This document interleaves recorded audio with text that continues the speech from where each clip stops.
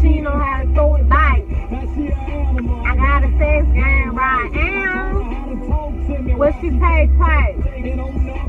What a real gon' like. I don't fuck on the first night. Aight. Cause I could go all day with that shit. This is a throwback and I love that song. Okay. So let's check. I feel like I got something in my eye, y'all. So I saw a post on Facebook, and pretty much,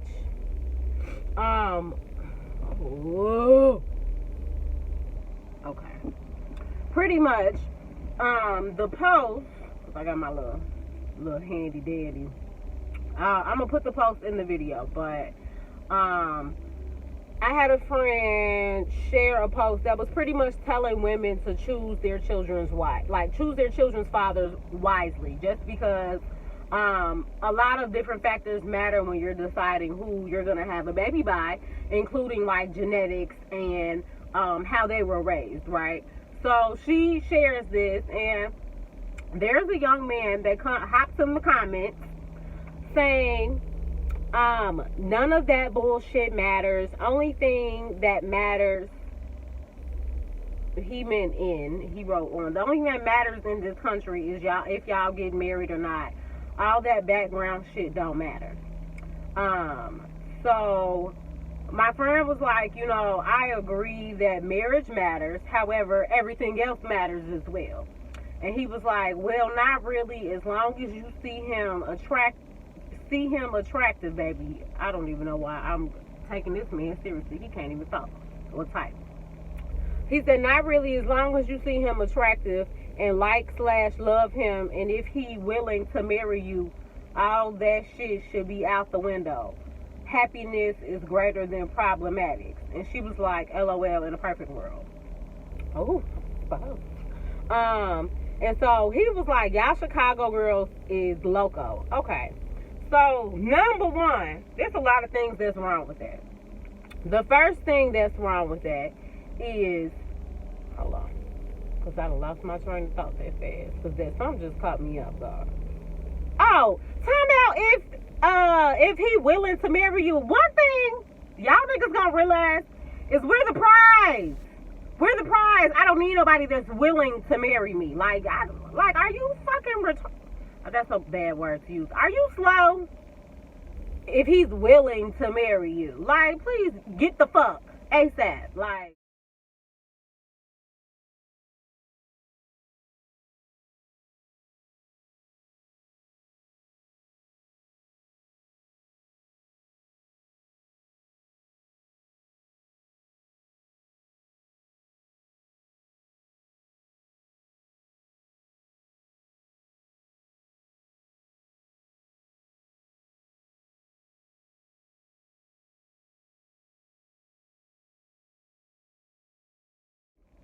anyway, so seeing that post, really made me think about wanting to share with you all a lot of the details that go into creating a baby, not just the mechanics, the fucking part. Y'all love that part.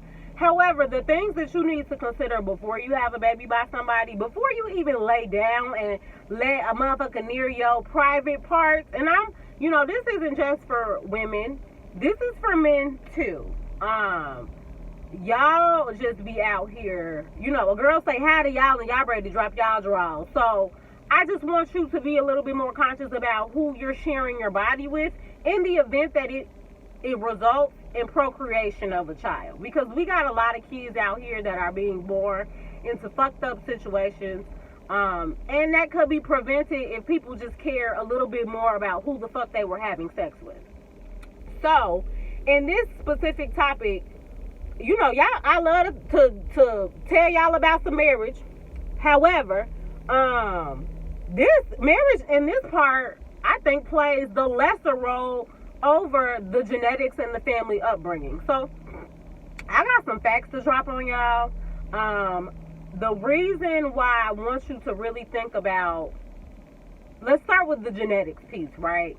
And just who the person is. So an example that I wanted to really use to demonstrate this point is, sperm donor banks, right? So if you want to be a sperm donor, now I'm sure there are some rinky-dink places that'll just take any and everybody. However, there are laws in place, and these places, they're not playing about whose sperm they taking, because they need to have the cream of the crop, okay? They need to make sure that even from conception, that the child has more protective factors than risk factors. And I'm going to touch on that a little bit later. However, they want to make sure that the child has a genetic buildup that will set them up for success. So I went and I did a little research about the things that are required from sperm donor banks for a man to be able to qualify to even give sperm. Because just because you can emit sperm don't mean every bank gonna pay you for your little shooters. Okay? They not. They have to be quality sperm. So, ladies, you want to make sure you laying down with a nigga who could produce quality sperm, if you get what I'm saying. So, they pretty much do a very extensive profile for the donor. It's some donor banks out here. It's easier to get into Harvard than getting approved to be able to give them sperm. So that lets you know that they're not playing about creating children. So in addition to getting information or specifics on race, religion, they look at IQ. So they don't want no dumb motherfuckers, no people who have, learning disabilities, things like that can hold a child back. Yeah, it might sound harsh, but that's the reality of it. Of course, physical and mental health. And they look at aesthetic variables. Like, they, of course, let you know how tall the daddy is. What is his build like? Is he built like a middle-aged mom? Or, that was rude. I'm not going to say that. Is he built like a busted can of biscuits, or is he strong, athletic build? All of that, they will give you options on that, on what type of build your man has, from so that you know what type of sperm you're getting, aesthetic wise. They take blood work. Donors got to be under the age of 40, free of STIs and HIV. The application, 24 pages long. They're collecting 24 pages worth of information on that person before they approve them to give sperm, to create a child. Genetic testing, okay? And they do interviews to get a sense of the donor's personality. What type of temperament does that person have? And, just how have they navigated through life? How have they managed? All of that matters when creating a child, because those attributes get passed down to your child whether you're around them or not. That's one thing that I want you to realize.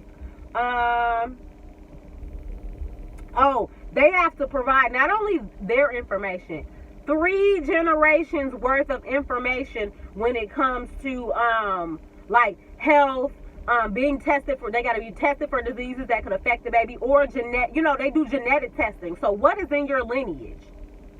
Do you all have a history? Because I got a whole list. Hold on. Because not only that, how much sleep do you get? What type of food do you eat? How much alcohol or drugs do you consume? They even give more money to men who have PhDs. Like, your sperm is worth more if you have a PhD. So that should just tell you that if you want a quality baby, you need to have a quality partner. Period. Do you have a history of unprotected sexual contacts of any kind? Because some of y'all just be out here raw dogging anybody and everybody. Oh, nasty asses. Do you smoke cigarettes? All that good shit. Are your parents or your grandparents alive? If not, what age did they die? What they died from? They want all your business, okay? And then they have a whole list of, like, if anybody in your family, parents, grandparents, uncles, like I said, they go back 3 generations. Do they have a history of cancer, heart disease, schizophrenia, depression, history of addiction, bipolar disorder, any other mental health issues, cystic fibrosis, genetic illnesses, congenital diseases, obesity, allergies or asthma, liver disease, eye disease. We already talked about learning disabilities, high blood pressure, migraine headaches, or stroke. They're not playing playing with you guys, okay? So I just feel like if the sperm donor bank feels that it's necessary to know all of this information, you may not need every single detail, but you should know most of this because it's important and y'all don't care enough and y'all wonder why, it be the first. The reason why I named this video what I named it is because it's always motherfuckers talking about you get that from your daddy side of the family. You get that from your daddy. You get that from your mama. You ain't get that from me. Okay? Yeah. So now we want to talk about who get what from who, right? Yeah. So we just want to remember there are many things that are genetic, even down to substance abuse. I know a lot of y'all probably feel like y'all ain't got no problem, y'all ain't got no addiction, but I've been talking about this more and more because we get more up in age. And like I said, a lot of the clients that I've dealt with who have addictions, it got worse. It started when they were teenagers, early 20s, and then it started getting worse in their late 20s, and then they early to mid 30s, and then it went all down here from there. So I want y'all to really start thinking about that, what your consumption is like. But a lot of people don't realize that if you are somebody who has had an addiction to something, your children are at a higher risk of also becoming addictive. If you have, and that don't have to necessarily just be drugs, but if you have an addictive personality, your children are twice as likely to also possess those same attributes. So you have to, have those conversations with them. Of course, when kids get to that age, they want to start trying, experimenting with, even just weed, shit like that.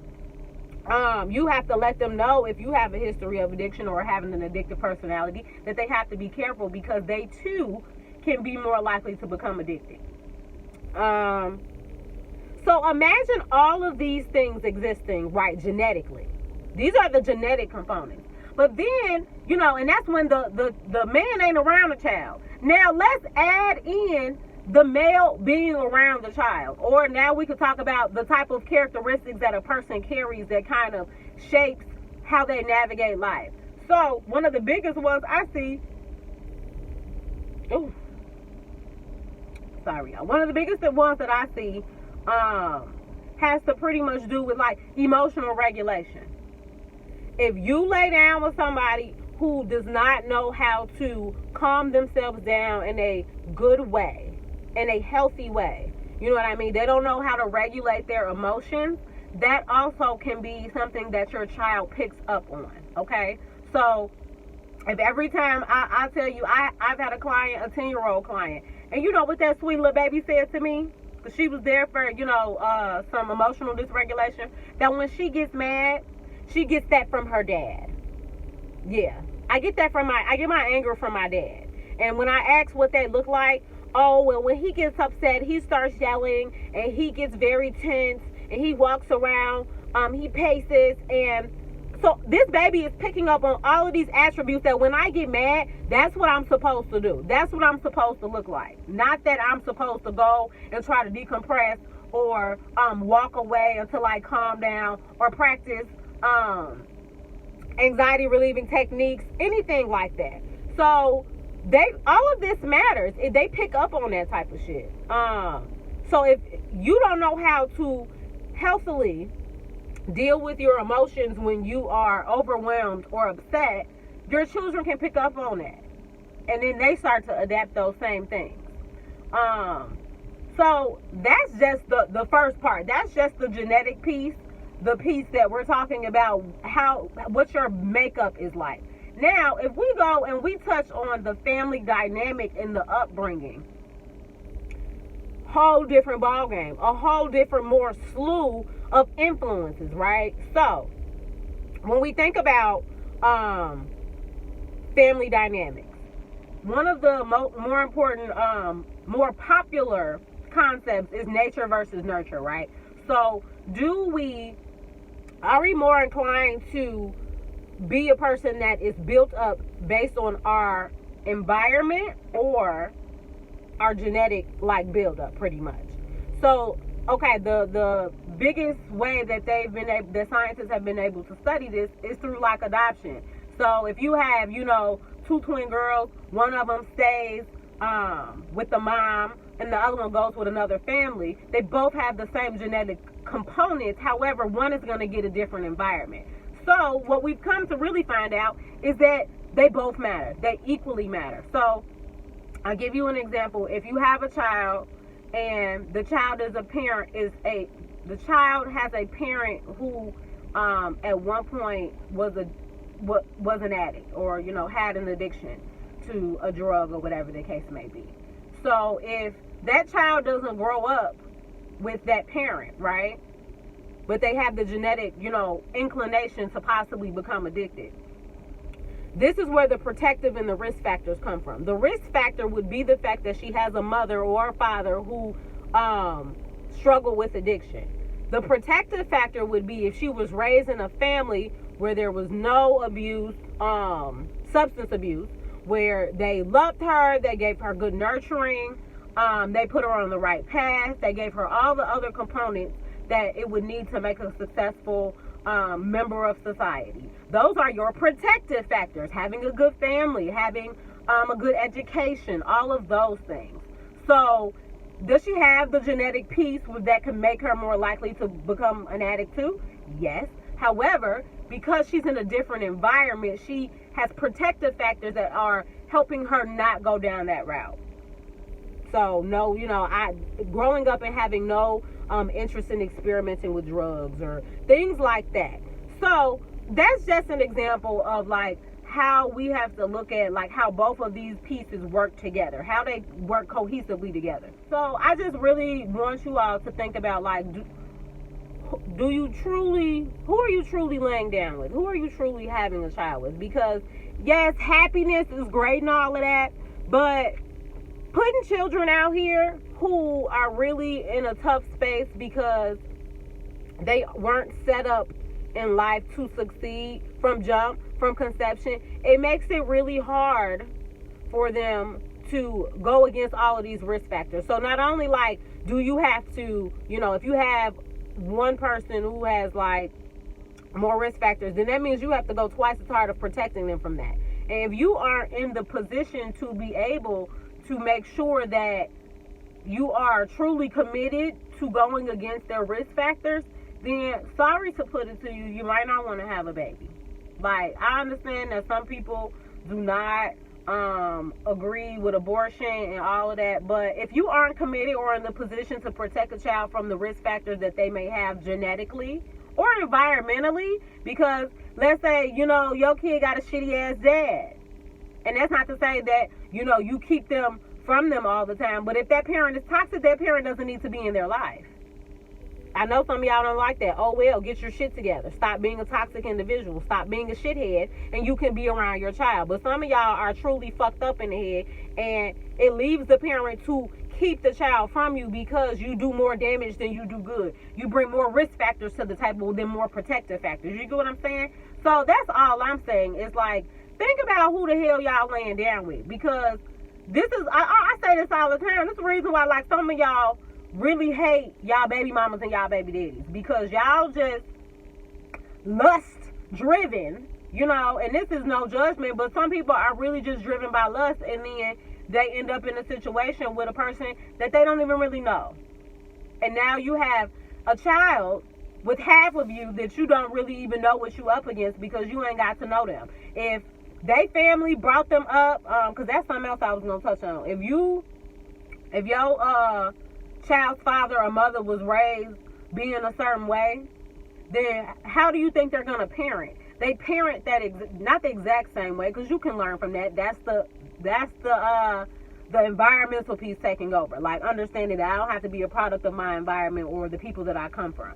However, if they've adopted those ideals, then they're going to try to influence that on their children. So if I was raised, if a man or a woman was raised in a home where a child should be seen and not heard, and you want your child to be able to come to you with everything and be open and share their feelings and their experiences and have a safe space to do that, but the other parent is like, no, don't be talking about that, don't be saying that, and not really teaching them, that's going against everything that you want.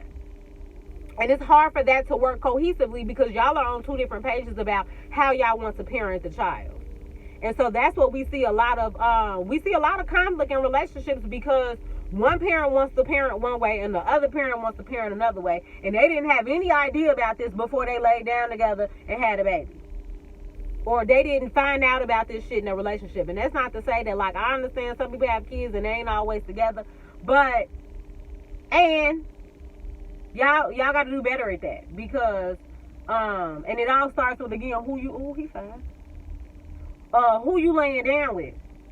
Because essentially, if you setting them up for failure from jump, don't be surprised when little Ray Ray out here acting a fool because his daddy just letting shit go, or his mama don't know how to properly discipline him to get him to understand that what he's doing is wrong. So now he jumping off the walls and shit. Or, you know what I mean, when y'all conceived, your man was smoking 10 blunts a day. I want you, because that's one place I ain't went yet. Y'all think it's all about what the mother is doing when she's pregnant? Oh, it's also about what the father is doing during conception. Okay, if you sitting there, drinking all the time, smoking all the time, do you think you're creating quality sperm? No, and that's why a sperm donor bank wouldn't take y'all. So from now on, now that I know the guidelines to the sperm donor bank, I'm gonna need all of that. All of it. Because you ain't finna fuck nothing up over here. Only thing I add to some child is a little anxiety. You know, maybe a smidge of depression maybe. But we gonna work on that because I know coping skills now. Unlike I did when I was younger. So I'm gonna be able to help my child through the couple genetic things that I may be, more likely to give a child. However, you need to know all of this. So no, it's not just about, oh, do they make you happy and do they want to get married? Now, while we understand that bringing a child into a two-parent home and demonstrating healthy love, healthy relationships, healthy boundaries, all of that good stuff, they need that. And I know all relationships don't work out. So it's really less about the marriage piece and more about knowing the extensive pieces of the person that you're having a child with. And if you don't know, when you get pregnant, you better go figure it out. Because, like I said, it's too many kids out here that are just not given a fair chance at life because their parents were careless.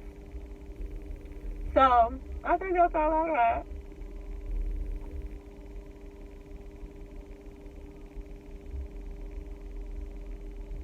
Yeah, that's it. I just thought that was stupid to just sit here and be like, oh, well, as long as he marry you, baby, fuck y'all. Really, okay? You got a better chance of having a quality baby going to the sperm bank and picking out everything you want in the other half of your child than you do just laying down with one of these Negroes. I'm trying to tell y'all, okay? Be better off. But that's not to say that, again, it's not all about the men. I'm telling you, y'all members really need to be more selective because I get tired of hearing y'all complain about y'all, and this is both ways, complain about y'all baby mamas.